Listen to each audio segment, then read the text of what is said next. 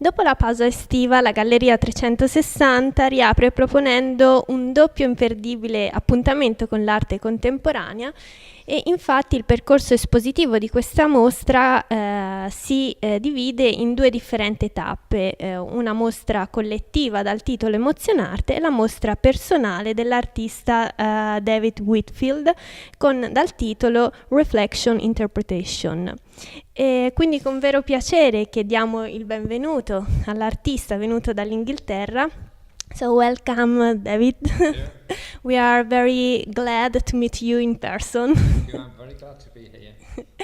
Okay, we would like to take advantage of this occasion of your presence to discover something more about your art. Mm-hmm. So let's start with the interview. First of all, tell us, how did you approach to art? I think I was always, even as a small child, I painted and drew. I think it was just something I was born with. My brother was the same, he painted.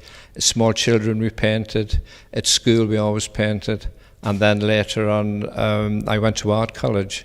And it's just something I was born with, I believe. So we can say that art is inside you. Oh, yes, very much so. Yes, yes.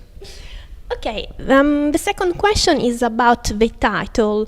In particular, what does the title you have chosen for this exhibition mean? Titles, very difficult. If I could sort of say roundabout way, what interests me is people, which is obvious. I paint people. But I like the group dynamics, how people react to each other.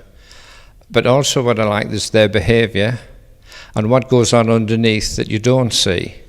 Everybody, I think, has multiple personalities. I don't mean that in sort of a mental health issue, but I wonder what goes on in people's minds, how they behave, why they behave in such a manner. People who can be very bossy are very quiet at home. People who are very quiet can be very bossy at home. So it's all this... The mental attitude they have, I try to bring out in the paintings, the different layers. So a painting of a group of people could actually be just one person, different aspects of the personality of one person.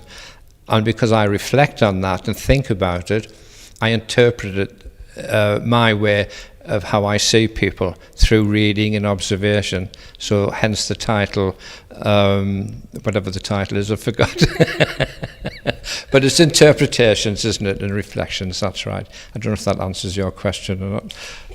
Okay, thank you. It is a very interesting topic, also difficult. Personality and people are very interesting, yeah. From psychological point of view, psychiatric point of view, emotional, intellectual, philosophic point of view, all those sort of things I try to place and put into my paintings. But it is my interpretation, and I'd like other people to interpret it their way.